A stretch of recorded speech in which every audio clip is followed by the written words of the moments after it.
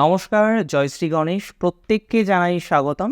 আলোচনা করব মিথুন রাশির জাতক জাতিকাদের নিয়ে এবং অবশ্যই শুক্রের সঞ্চার মিথুনের জন্য ঠিক কেমন হতে চলেছে। মিথুনের কেন্দ্রভাবে চতুর্থে অবস্থান করবে শুক্র, তবে নিচস্থ হয়ে। আর একটা প্ল্যানেট যখন তার আইদার ডেবিলেশনে থাকুক কিংবা এক্সালটেশনে থাকুক বা তার ওন সাইনে থাকুক, স্বক্ষেত্রে থাকুক, সেখানে অবশ্যই তার বলের অনেক বেশি প্রভাব আমরা দেখি আসে। অ্যাকচুয়ালি প্রত্যেকটা প্ল্যানেটের বল বিচারের ক্ষেত্রে আমরা স্বরবল বিচার করার মাধ্যমে সেই প্ল্যানেটের শক্তি বোঝার চেষ্টা করি। তাছাড়াও প্ল্যানেটের আরেকটি বিশেষ বৈশিষ্ট্য আছে, সেটি হলো প্ল্যানেটের গতি। প্ল্যানেটের গতিটাও কিন্তু বোঝা দরকার, যে কোন গ্রহ আপনার জন্মছকে ঠিক কেমন গতিতে আছে।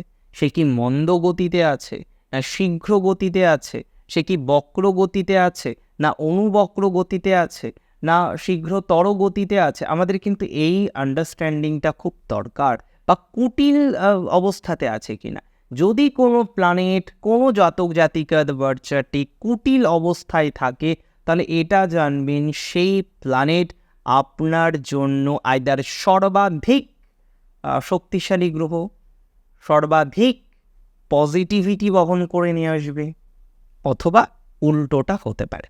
আচ্ছা, আমাদের যেটা নিয়ে আলোচনা, যেটা নিয়ে আমাদের চর্চা, সেটি হলো মিথুন রাশির ক্ষেত্রে শুক্রের সঞ্চারের আলোকে কিছু প্রেডিকশন আমরা করার চেষ্টা করব। প্রথমেই আপনাদের জানাই, এই সঞ্চারের দুটো আঙ্গিক আছে।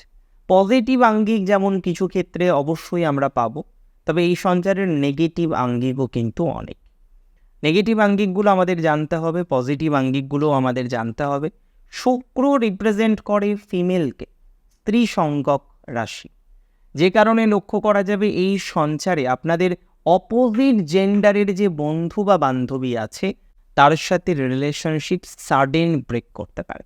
হয়তো আপনার সাথে তার প্রেমজ সম্পর্ক নয়, একটা খুব ভালো পবিত্র সম্পর্ক রয়েছে, কিন্তু হঠাৎ করে দেখা যেতে পারে সেই সম্পর্ক কোনো কারণবশত ব্রেক হলো বা কোনো কারণবশত ডিস্টার্ব হলো, সম্ভাবনা কিন্তু থাকছে। দ্বিতীয়ত, এই সময়ে বন্ধু ভাগ্যেও আমরা কিন্তু কিছু ডিস্টারবেন্স পাবো। বন্ধু প্রীতির কারণে ডিস্টারবেন্স, বন্ধুকে সঙ্গ দিতে গিয়ে ডিস্টারবেন্স, বা এমন কিছু বিষয়ে আপনি যুক্ত হলেন যেটা আর আপনার থেকে কখনোই এক্সপেক্টেড নয়, কিন্তু আপনি যুক্ত হয়ে গিয়েছেন। সবাই অবাক হয়ে গেল যে কেন তুমি এই কাজটা করলে, কি কারণে তুমি এইভাবে ফেসে গেলে। সো বেসিক্যালি এখানে কিন্তু একটা ফেসে যাওয়ার সম্ভাবনা মিথুনের থাকবে। যারা পরগৃহে থাকেন, মিথুনের অনেকেই আছেন তারা ভাড়া বাড়িতে থাকেন, রেন্টে থাকেন, বাধ্য হয়ে থাকতে হয় বা অবস্থা সেরকম যে কারণে থাকতে হচ্ছে, তাদের ক্ষেত্রে এই সময় কিন্তু রিলোকেশনের একটা সম্ভাবনা তৈরি হতে পারে।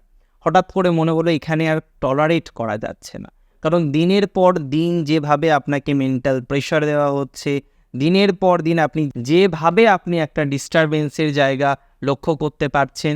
সুতরাং কোথাও যেন গিয়ে এটা বলা যেতে পারে, মিথুন রাশির জাতক জাতিকাদের ক্ষেত্রে এই সঞ্চার বন্ধুভাগ্য, তাদের বাসগৃহ, তাদের পরগৃহবাস, মানে আমি রেন্টে থাকার কথা বলছি। বাংলার শব্দগুলো এমন বা এতটাই সেই শব্দগুলোর ডিপ মিনিং আছে, আপনি রেন্ট বলবেন অতটা আপনার মনে হবে না, কিন্তু যখনই আপনি এই শব্দটা বারবার আওড়াবেন না যে আমি পরগৃহে বাস করি, এই শব্দটা কিন্তু একটু বেদনাদায়ক হতে পারে।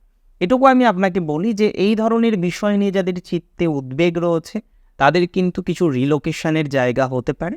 হ্যাঁ, যদিও শুক্র সে কিন্তু গৃহ প্রদান করে, শুক্র বাড়ি গাড়ি প্রদান করতে অনেক বেশি সহযোগিতা করে। অ্যাকচুয়ালি শুক্র হচ্ছেন দ্রব্য, তাহলে দ্রব্য লাভে শুক্রের সহায়তা থাকবে। স্ট্রেংথ তার কম হতে পারে, কিন্তু সে অন্তত নিজের কিছু তৈরি করার একটা অবকাশ তৈরি করবে। আইদার আপনার রিলোকেশন হলো, বা আপনি মনে মনে একটা পণ করলেন যে আমি আগামী 1 বছরের মধ্যে নিজের একটা কিছু করে দেখাবো। সো এই ধরনের একটা ডিটারমিনেশন, এই ধরনের একটা সংকল্প, এটা কিন্তু এই সময় মিথুনের আসবে এবং আসবেই।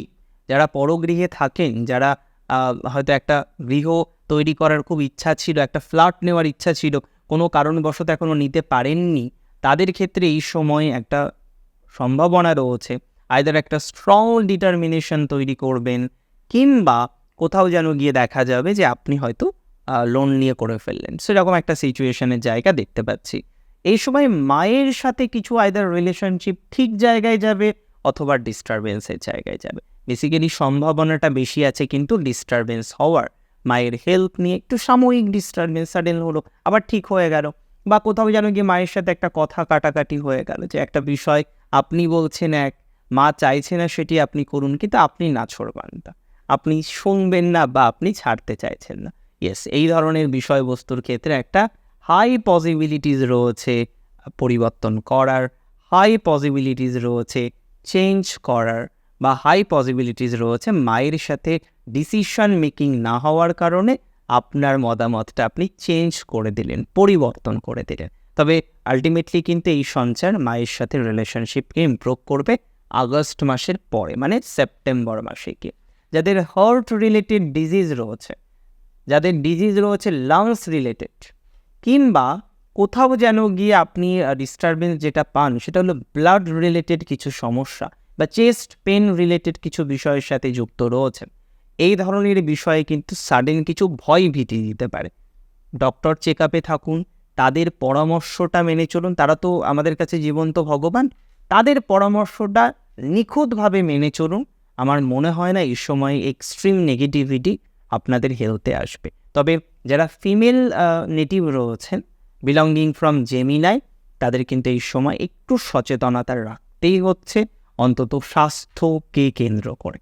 এবার চলুন ভালো বিষয়গুলোকে আমরা একটু বোঝার চেষ্টা করি। আমরা প্রথমের দিকেই একটু টেনশানে পড়ে গেলাম হয়তো অনেকে, কিন্তু বিশ্বাস করুন এটা আমাদের টেনশন বৃদ্ধির জন্য আলোচনা নয়, যাতে আমরা নিশ্চিন্তে থেকে আরও সুন্দরভাবে এগিয়ে যেতে পারি, তার জন্য আজকের আলোচনাটা ছিল।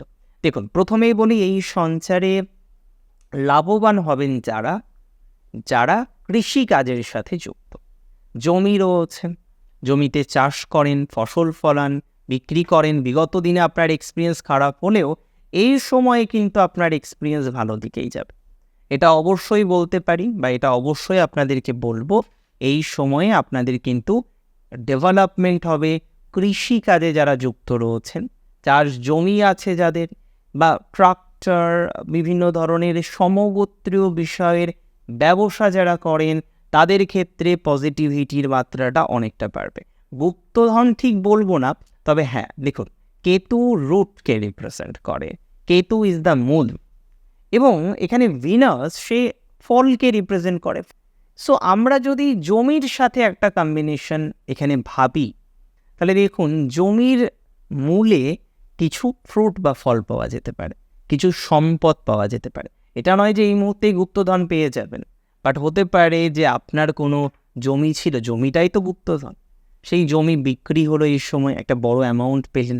আপনার একটা গৃহ ছিল, সেই গৃহটা বিক্রি হলো, একটা বড় অ্যামাউন্ট পেলেন। বা কৃষিকাজে আপনি বিশেষ কোনো ফসল ফলিয়েছেন, খুব রিস্ক নিয়ে ফলিয়েছেন, কেউ হয়তো এই ধরনের ফসল সাধারণত ফলানোর সাহস পায় না, আপনি সেই ফসল ফলিয়েছেন, খুব লাভবান হলেন।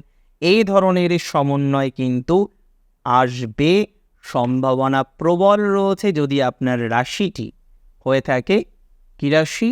নিশ্চিতভাবেই মিথুন রাশি আপনার হয়ে থাকে। এই সময় আমরা দেখতে পারবো যারা বাড়ি বিক্রির কাজ করেন, জমি ক্রয়, জমি বিক্রয়, গৃহ ক্রয়, গৃহ বিক্রয়, বৃক্ষ ক্রয় বা বিক্রয় ইত্যাদির সাথে যারা সংযুক্ত, তাদের ক্ষেত্রে ইমপ্রুভমেন্টের মাত্রাটা অনেকাংশে বৃদ্ধিপ্রাপ্ত হবে, এ নিয়ে কোনো সন্দেহ নেই। আপনার কোনো ফিমেল ফ্রেন্ড, ডিস্টারবেন্স আসতে পারে রিলেশনশিপে, কিন্তু কোনো ফিমেল ফ্রেন্ডই আপনার পাশে সবার আগে এসে দাঁড়াবে। প্রত্যেককে আমরা কোনো দেবীর পূজা করি, মা তারা, মা বগলা, মা কালী। এই সময় আপনার যে ফিমেল ডেইটি আছে, যাকে আপনি বিপদে পড়লে বা সুখে থাকলেও তাকে ডাকেন, দুঃখে থাকলেও তাকে ডাকেন, সারাদিনই তার কাছে নানা নালিশ জানান, তার শরণাপন্ন হয়েছেন বহুদিন ধরেই, তার আরও বেশি আরাধনা করুন। প্রয়োজন হলে তার পিঠে একবার ভ্রমণ করে আসুন, বা তার নির্দিষ্ট যেখানে মন্দির আছে, যেখানে যেটা আপনি সব থেকে বেশি পছন্দ করেন, যে তীর্থস্থানে, সেখানে একটু ভ্রমণ করে আসুন। দেখবেন এই সময়ে যে নেগেটিভিটিগুলো আছে সেটি তিনি অনেকটাই কাটিয়ে দেবেন বা আপনাকে রক্ষা করবেন।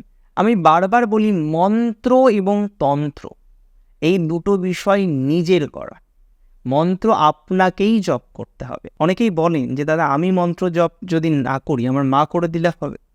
তো বেসিক বিষয় দেখুন, মা সবসময় আমাদের ব্লেস করে, সেটা নিয়ে কোনো সন্দেহ নেই, কিন্তু আপনার জন্য মন্ত্র জপ আপনাকেই করতে হবে, বা যার যে মন্ত্র জপ করা উচিত ডেলি বেসিসে আমাদের তো কিছু আরাধনা করা উচিত। আজকে আপনি পঞ্চভূত সম্পর্কে পরিচিত, আপনি আজকে পঞ্চ অঙ্গ বা পঞ্চাঙ্গ সম্পর্কে পরিচিত, আপনি জানেন যে একটা সময় আমরা সবাই পঞ্চভূতে বিলীন হয়ে যাব, কিন্তু আপনি পঞ্চদেবতার পুজো করেন না। আপনি ভাবেন যে পঞ্চদেবতার পুজো অনেকে করেন, যখন যে কোনো পুজো করা হয়, কিন্তু কেন করেন? আপনি খুব কনফিউজড হন। আপনি নিজে কখনো চেষ্টা করেননি যে একটু সময় বের করে সেটা করে, বা ডেলি বেসিসে একটা যে হ্যাবিট ফরমেশন, একটা নিত্যক্রিয়া বা নিত্যকর্ম, সেটা সম্পর্কে হয়তো আপনি ওয়াকিবহল নন। এদিকে আপনি নানা রকমের রেমেডি করার চেষ্টা করছেন, কিন্তু বেসিক জায়গায় আপনার গলত, আপনি বেসিকটাই ভুল করছেন। আপনি না নিত্যক্রিয়া করেন, হয়তো সময় পান না, হতে পারে, কিন্তু একটু সময় বের করা যায়। এটা তো দরকার নেই যে সারাদিন ধরে আপনি এই বিষয়টির সাথেই যুক্ত থাকবেন, কিন্তু কিছুটা সময় 15 মিনিট, 20 মিনিট, 30 মিনিট, এটা তো একটা মেডিটেশন। আপনি আলাদাভাবে 2 ঘন্টা 1 ঘন্টা মেডিটেশন করেন, চেষ্টা করেন করার, আপনি এই একই বিষয়টা এর মাধ্যমে করতে পারেন। মেডিটেশনের বিভিন্ন ধারা আছে, আপনি মন্ত্র সাধনার মাধ্যমে করতে পারেন, আপনি নিত্য ক্রিয়ার মাধ্যমে করতে পারেন, নিত্য পূজার মাধ্যমে করতে পারেন। সো আমাদেরকে হ্যাবিট ফর্ম করতে হবে। আমি ডেলি বেসিসে কেন সূর্য পূজা করব, বা ডেলি বেসিসে কেন মা দুর্গার পূজা করা উচিত, বা ডেলি বেসিসে কেন বিষ্ণু পূজা করা উচিত, রুদ্র পূজা কেন করা উচিত রেগুলারলি, কেন? তার একটা রিজন রয়েছে। অবশ্যই পঞ্চদেবতা, পঞ্চতত্ত্ব, এই যে বিষয়বস্তুগুলো, এই যে 5 elements, that is most important for our body, most important to survive. এই বিষয়বস্তুগুলোর সাথে আমাদেরকে আরও বেশি সম্পর্কিত হতে হবে, আমাদের আরও বেশি নলেজ গেইন করতে হবে, এবং ডেফিনেটলি আমি মনে করি যে ধীরে ধীরে আমাদের ইমপ্রুভমেন্ট হবে এবং অভ্যাসগুলোও তৈরি করতে হবে। আমি নক্ষত্র নিয়ে একটু আলোচনা করব, আমি একটু আউট অফ ট্র্যাক গিয়ে হয়তো কথা বলে ফেললাম আজকে। দেখুন, প্রথমে বলি যে নক্ষত্রটি, সেটি হচ্ছে মৃগশিরা। মৃগশিরার এই সঞ্চার নেগেটিভ কোনোভাবে নয়। আমি মনে করি এই সঞ্চার হেলথ রিলেশনশিপ বাদ দিয়ে বাকি বিষয়ে পজিটিভিটি দেখুন। আর্থিক ক্ষেত্রে কিছুটা সহযোগিতা করতে পারে মৃগশিরাকে, তবে মৃগশিরার সম্পর্কের ক্ষেত্রে তো একটু সমস্যা আছেই। সম্পর্ক হঠাৎ করে ভেঙে যাওয়া, হঠাৎ করে ম্যারিটিয়াল কিছু প্রবলেম আসা, অপোনেন্টের কিছু ডিস্টারবেন্স আসা, আপনি এক কথা বলতে গেলেন আর এক কথা বলে চলে আসবেন, আপনার বিহেভিয়ারাল চেঞ্জ হঠাৎ করে হয়ে গেল, বা আপনি এক পরিকল্পনা করলেন, সংকল্প করলেন এভাবেই চলবো, কিন্তু আপনি ঠিক যেখানে কাজের জায়গায়, সেই জায়গায় গিয়ে এমন একটি ডিস্টারবেন্স পেয়ে গেলেন, আপনার যেন আর পারছেন না, আপনি যেন আর কন্টিনিউ করতে পারছেন না। ইয়েস, এই ধরনের একটা সিচুয়েশন আমরা মৃগশিরার দেখব। মৃগশিরার যাদের কোমরের ব্যথা আছে তারা একটু সচেতন থাকার চেষ্টা করবেন। শত্রু একটু বাড়তে পারে, একটু কন্ট্রোলে রাখার চেষ্টা করতে হবে, এবং এই সময় শত্রু ভীত হতে পারেন।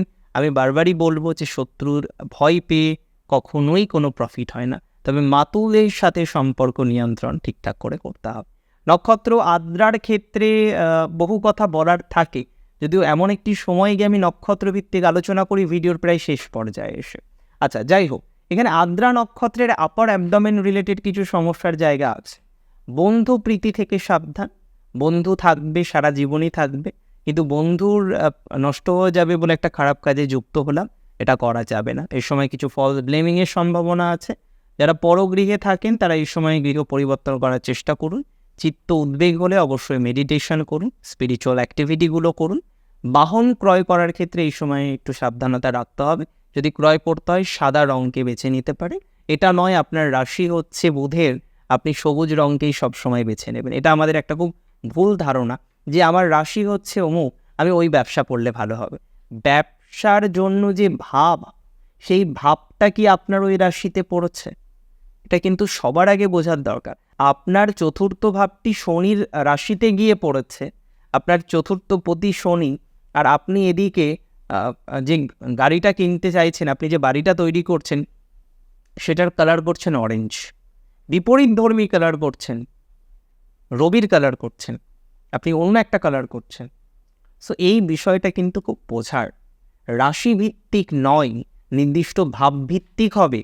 ট্রানজিট শুধুমাত্র রাশিভিত্তিক আমরা আলোচনা করব, কিন্তু যখন আমরা প্রেডিকশানে আসব আমরা আরও স্পেসিফিক হব। ট্রানজিট তুলনামূলকভাবে লগ্নের তুলনায় রাশিভিত্তিক আলোচনা করাটাই শ্রেয়, কারণ অ্যানসিয়েন্ট পুস্তকগুলি সেইভাবেই ব্যাখ্যা করেছে। তবে গ্রহভিত্তিক আলোচনা করাটা আরও শ্রেয় রাদার দেন লগ্নভিত্তিক আলোচনা। চলে আসি আমি পরবর্তী নক্ষত্র পুনর্বসুতে।